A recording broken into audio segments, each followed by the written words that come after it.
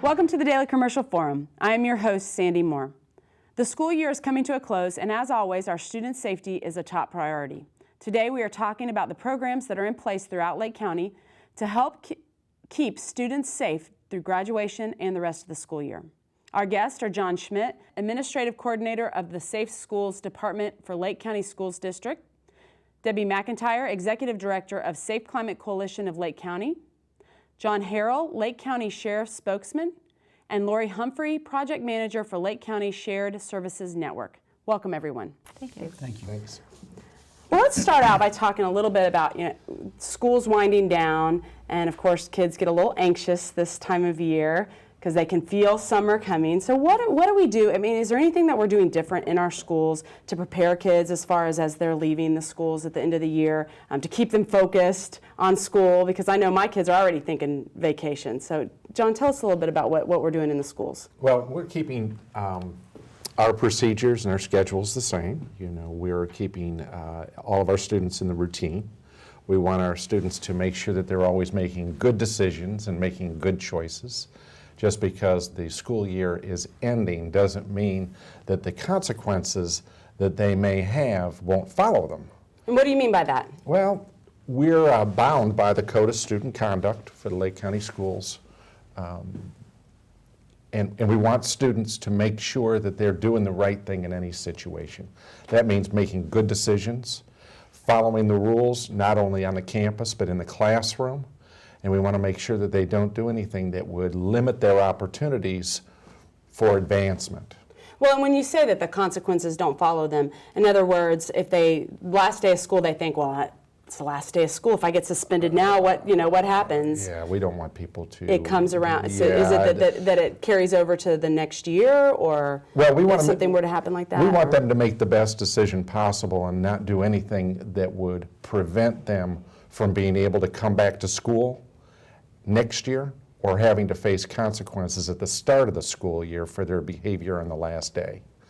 So we really want students to think before they act and make the best decisions possible. Now, do you all remind them during the school, or is there anything that's happening, or is it just pretty much, because really you want them to behave all year round anyway, right? Right, and we've just finished FCAT testing and we're doing end of course testing, and so we're wrapping up the year. But we want all of our students to understand that the rules still apply each and every day that they attend one of our Lake County school sites. Now, do you find that at this time of year that you have issues that maybe you don't normally, or is it just? No, I don't think so. I think all of our students are well versed in the rules of the Code of Student Conduct, and they know what our expectations are and that we have high standards for academic learning and career readiness on our campuses. We want all of our students to achieve and to come to school each and every day ready to do the best that they can. And that includes even up to the last day of school. Come ready to learn and right. Go. Focused and ready to make good decisions and do the right thing. Well, and I know that now, I remember when I went to school, I remember getting ready, but when you're getting ready for graduation, I also remember that they're holding it over you. Well, if anything happens now, you may not graduate, so that kind of helps you to stay in line. But what are we doing in our schools to get kids, ready for graduation? What kind of things for post-graduation? Lori, I know you can tell us maybe a little bit about Project Graduation. I don't know if every school has that, but tell us a little bit about Project Graduation. Project Graduation was something that was started back in the 80s, and it was a proactive movement really by the PTOs, and the parents came together, and they were seeing some behavior that they didn't approve of, basically because of the opportunities that were for the kids at that time. They would have the structure of graduation, get all pumped up, and then what next? So what they decided to do is to have a party, a night-long party, that would be something that was supervised by appropriate people. It was safe, it was non-alcoholic, but it was a fun atmosphere. They'd have a DJ, they would have giveaways, food galore. And that was a way that they would be able to really keep a hold of those students. And for the ones who may not make the best decision, that was just an opportunity for them. And the parents came together and received sponsors, and like I said, that's been going on since the 80s. This year, we know of, I believe most of our high schools are doing it, if not all of them. If you have a student that's graduating and you want to find out for sure, just simply call your school or ask your senior, and they will certainly have information on it. I know, for example, at Leesburg High School, they just had a senior meeting where they were discussing Project Graduation and the rules of that and how to participate. So they're really in charge. They do a lot of stuff to really entice kids to stay, because it's not Yes. just necessarily that it's a lame school party. I mean, they give Right. away great prizes, and you have Yes. to be there the whole time in order to Yes. receive them sometimes. Tell us a little bit about that. They have set forth parameters that they expect the kids to follow, and in order to get that achievement, they have very good incentives. They do have extraordinary prizes. They have giveaways, and like I said, food is a big drawing card. But one of the things that I think is interesting too is the time limit rules. They have to be there by midnight. Like Leesburg graduation is scheduled to go until 10:30, and I think most of the graduates will go that long. But the 10:30 is the time out. They expect them to go home, change, be with their families, and then they have to be in by midnight. Anyone after midnight won't be allowed in. If for some reason they chose to make some bad decisions and come in a roughhousing way, or maybe with alcohol in their breath or anything of that nature, they will be turned away and their parents would be called. The other thing that's interesting too is it is an all-night party. It ends at 5 o'clock in the morning. And if they choose to leave before that time, their parents are called immediately as they're leaving. So the parents know, okay, my child is leaving Project Graduation, and this is how much time it should take them to get home. So they've really thought of all the things that are important to keep the kids safe.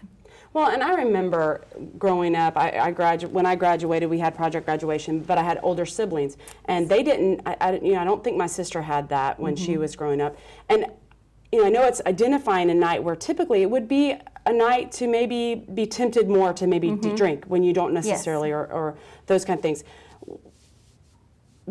Tell us a little bit about what could be the repercussions. I mean, I know that parents feel like, oh, your kid's about to be an adult. Maybe this is the time.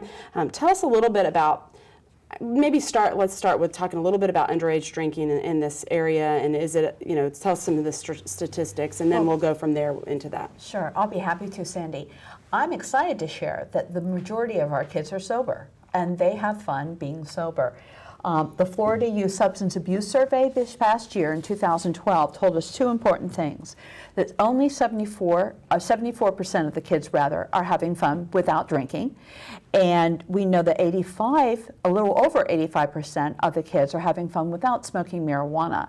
And so we really encourage those kinds of behavior because we think that that's great. And once the kids are aware that everybody else is not drinking or not smoking pot or not smoking cigarettes, they usually follow that lead.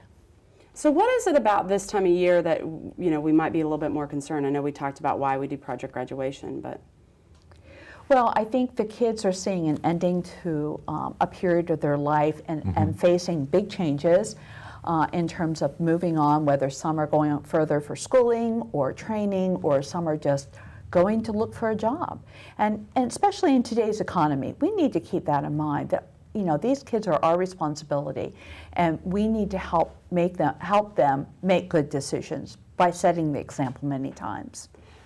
What kind of consequences does a kid have if they're caught underage drinking? John, can you tell us a little bit about that? There are a handful of laws that govern alcohol possession by minors, and just a few of the ones that we come across more often than others are the possession of alcohol by a minor, selling to a minor, that could be a store clerk selling alcohol to a minor, minors producing fake IDs in order to buy alcohol, and of course the parents who host open house parties.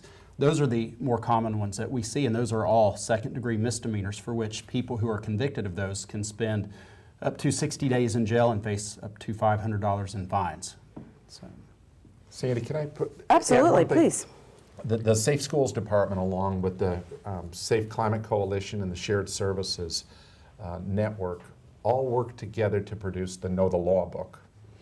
And all sixth graders have got to complete the project criteria by the end of sixth grade. However, it doesn't stop there.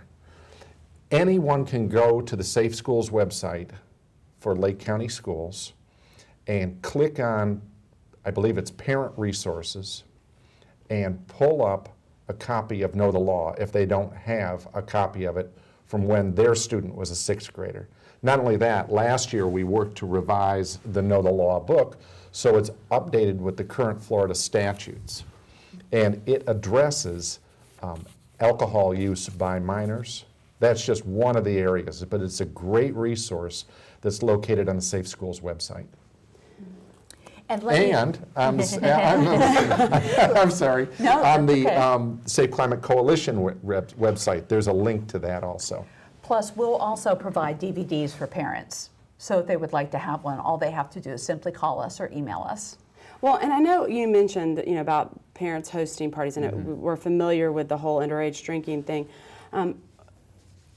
What is it? I mean, I think I get the concept. And parents thinking, well, it's safe if I just make sure that none of them drive. But what kind of consequences could a parent face, even in that kind of a situation? Well, I mean, they can be arrested, and they are the mindset that as long as it's in a controlled environment, we have their keys, no one's allowed to leave. They think that's okay, and they're forgetting a couple of things. First of all, it's against the law; they can be arrested, and second of all, they've got to remember that alcohol poses serious health risks to children. So, I mean, if they keep that in mind and just realize that it's not the right way to go about things, it's going to be better for everyone. And I want to add to that too. I think it's important that the parents, in their mind, in some cases, they think they are doing the right thing. They think they've covered the bases, and for some reason, we've kind of set that norm in their brain that it's all about drinking and driving. Well, it's not just about drinking and driving, like you said. It's about setting that example. And like I always tell parents, even if you don't agree with the moral example of it, it's the law. Right. You're showing your kids that this is how we go around the law, and you don't want to set that model for your children. And I think one thing to think about too, we had a situation a few years ago in a southern county in Florida where it was a prom party. It was a post-prom party, and a parent decided to host it. They said, well, we want the kids all to come back here. We can watch them. They had a basket at the door where the kids came in and dropped their keys. And unfortunately, there were some young ladies that were ready to leave. And as stated, they said, no, you're not driving. You're not getting your keys back. You're not driving. So they chose to walk home. Unfortunately, they crossed the street in front of a vehicle and both were killed instantly. So you have to think beyond that moment, and there's so many other things that can happen beyond just the driving part of it. And not to mention, when you're impaired, the decisions that you make can follow you for the rest of your life. You're going to look at, maybe you get into an argument that leads to a battery, and you end up with a felony charge, and then you're limited on what school you can go to for college, what you can do, as far as scholarships may be ruined by that. So they have to look at it as, I know they may think of it as a coming of age, and the parents want to support that, but you got to think it goes beyond that day. There's a future, and you don't want to ruin that future by making one stupid action. Sandy, our parents have a huge investment in their students, in their children. They send them to school from the first day that they enter into kindergarten until the day that they walk across that stage at graduation. And we don't want to see any of our students end that period in their lives, which is such a happy day, and it's such a feeling of success and fulfillment, and then have anything that would happen that would be negative as an outcome at the end of that day. Right. At the Safe Climate Coalition, we encourage parents to sit down with their children and talk to them. Let them know what the rules are, that they can't be broken. And they would be disappointing not only their parents, but also breaking the law. And so the possible consequences that come with, as Lori mentioned, not being able to get into a school, perhaps or planning to go to one of the armed services, they wouldn't be able to do that with some of these records. But it's also important for parents to set a good example, not overindulge. What exactly are we doing to get the word out? I mean, what are we doing to communicate to the parents these types of things? Well, at the Safe Climate Coalition, we do a campaign called Be the Wall, which is encouraging parents to step up to the plate and to talk to your kids about alcohol and drugs, to be firm, be clear, be consistent, because they need you now more than ever. So if you set forth those rules up front, and so kids know what to expect and what's demanded of them, that's important for them to know. And I think it's important too to empower the parents. There's simple things you can do to help keep your kids safe. And if you're thinking you're going to let your child make all of those decisions, they may not make the right decisions. They're still children. But little things that you can do, like they're taking a limo to prom or whatever, check with that driver. Make sure there's no alcohol in that limousine.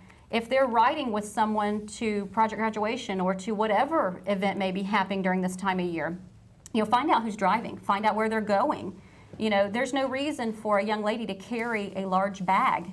If they're needing to carry a large bag with their prom dress, what's in that large bag? You have to be proactive. There's nothing wrong with hugging your child and taking a sniff to make sure there's no alcohol present. You say you don't want to hurt their feelings or do this kind of thing. Well, there comes a time when you have to be the parent. And if you care enough about your child, you'll be willing to do that. And I think it's important. You have to be that parent who cares enough to maybe make them mad at you because they'll love you later. Well, and when does that start with your kids? When does this start?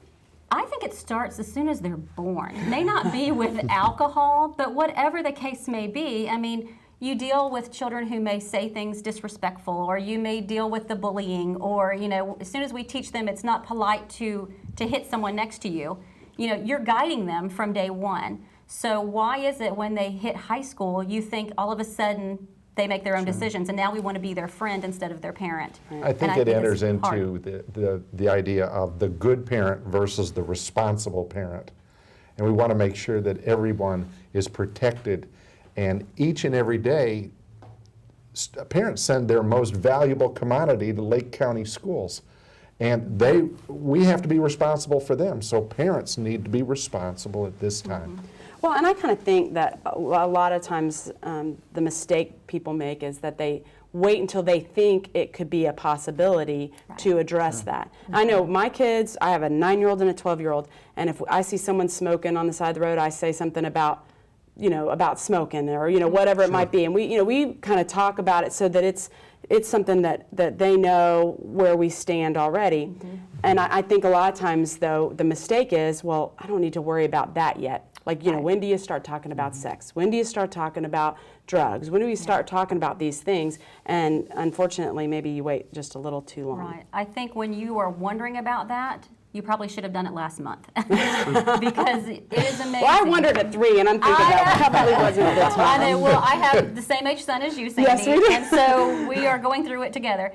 But I think if you judge by your life, we were all raised in different generations. Absolutely. Things are they're inundated on the internet and TV with sexual innuendo.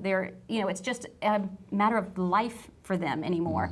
So I think unless you want someone else teaching your child, you better do it at a young age. And it's going to be a different number for everyone. Everyone wants us to throw out a number saying, oh, at this age is when you have to do this, like a rule book. Well, we all know there's no rule book. And every child is on a different maturity level. Every child is going to be able to accept things at different ages. But nobody knows a child better than their parent. And so you need to have that open communication. I know with my son, and I know with your sons too, they are comfortable. They come to us. They tell us things, and if something's bothering them, they'll come to us. So leave that relationship open. Still remain the parent, but leave those lines of communication open enough where they're comfortable enough to come to you, because you don't want them going to peers to learn about life choices. Well, and obviously appropriate. Yes. What you're saying. I mean, that Yes. age level. I mean, and I think Yes. that's the thing that scares people when they're worried about telling their kid. It's not that you have to give them the entire Yes. book and show them everything about this. Right. But, And the rule of thumb is if they ask, answer. Yes. But like you said, you don't have to pull out the Grey's Anatomy book to explain it. You can simply answer their question, and usually they're satisfied. With a little 1-word or 2-word answer, they're satisfied. And then when the time comes where you have that moment to be together, to whether it's talking about alcohol or dealing Whatever. with teen pregnancies and stuff, you need to have that time. Don't rely on someone else to do it for you. And we have great programs. We have our DARE program that's out there that's teaching kids, and I know it was very powerful for my son. Maybe a little too powerful. I always tease he doesn't have a lot of filters sometimes, and if we see people in public, he'll flat out tell them that cigarette is not healthy for you. You need to put that out. And he'll even tell you, I don't want to breathe your secondhand smoke. I'm like, okay, that's not appropriate with an adult, but I appreciate what you're saying. Well, and as John said earlier, it's important as a parent to be responsible. So if they say they're going to a party, get an address. Make sure you know where that party is. Then call the parent. Make sure the parents are planning to be there and that there's no alcohol or drugs going to be present. And then finally, set a curfew with your child so that they know what time they are expected back home. Well, and I always say you can use me as the excuse as the parent too, because a lot of times Sure. that curfew is really, it's there, whew, Yeah. I got to be home, I'm going to be in trouble. Right, So right. even if I don't set it, hey, just use me as an excuse. Mom said I can't do this. Yeah, check up on your kids. I mean, I don't know when it became, not appropriate or not politically correct to go check up on your kids. I know when we were growing up, Sandy, our parents would go and see where we were at to make sure we showed up there. And who says you can't do that now? And if your kids get mad at you once again, they'll get over it, because you want to make sure they're safe. Do you ever see parents that go too far with this?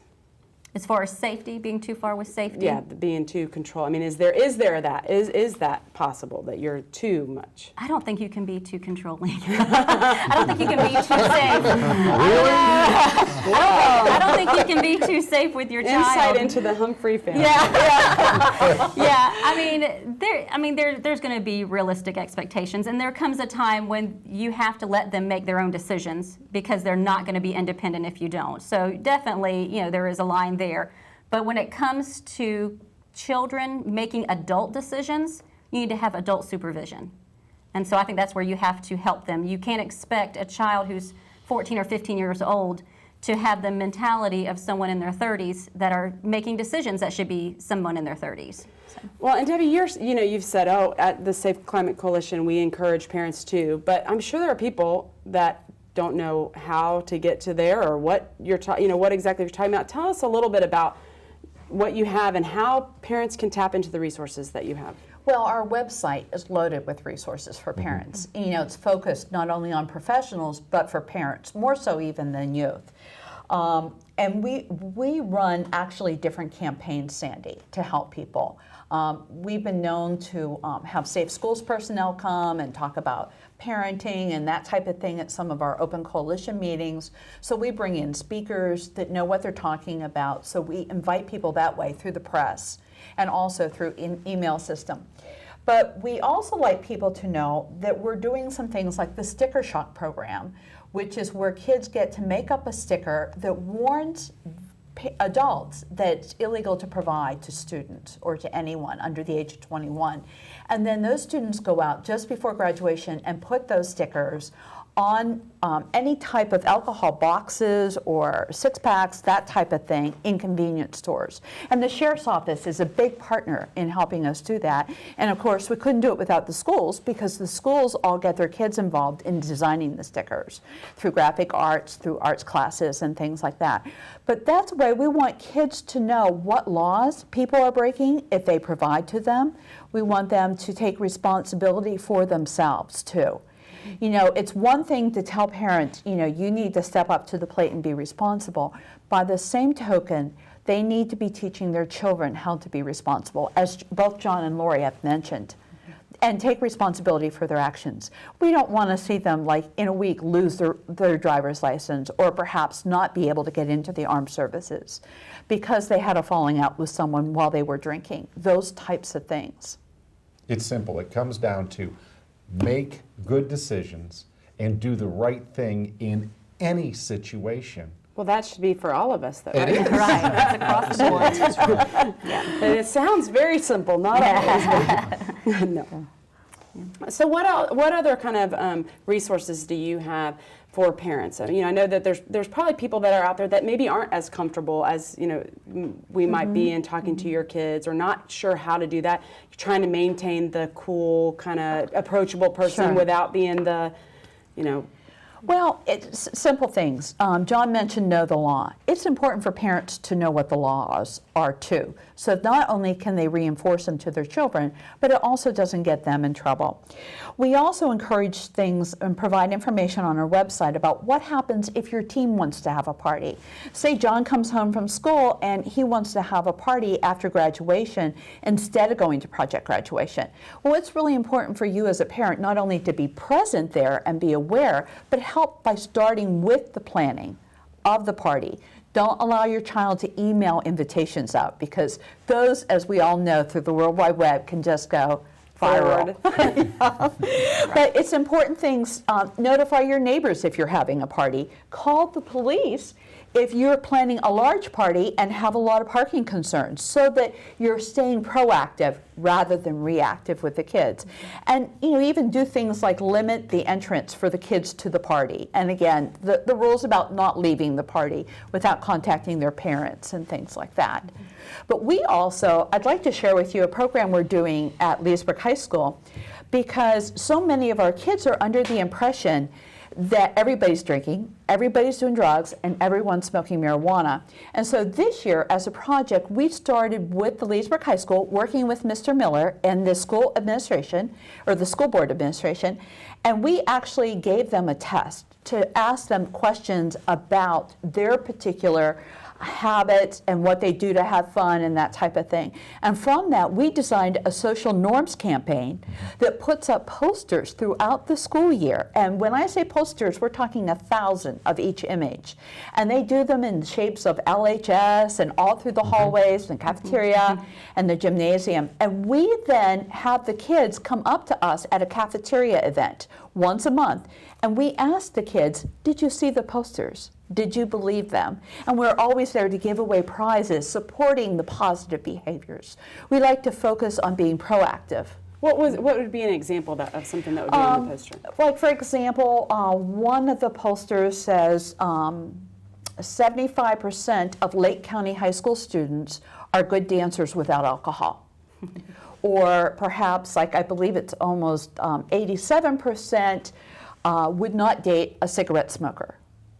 Those types it's a positive social norms behavior, because we want them to imitate those behaviors. To see that they're not necessarily alone. Right, they're You feel not like you're alone. isolated. Yeah, Right. we know for sure it's just a small number, like 15% and like 30%. Do we know where that maybe has changed over the years? And of course, we're about to run out of time, but do we know how that has decreased, or?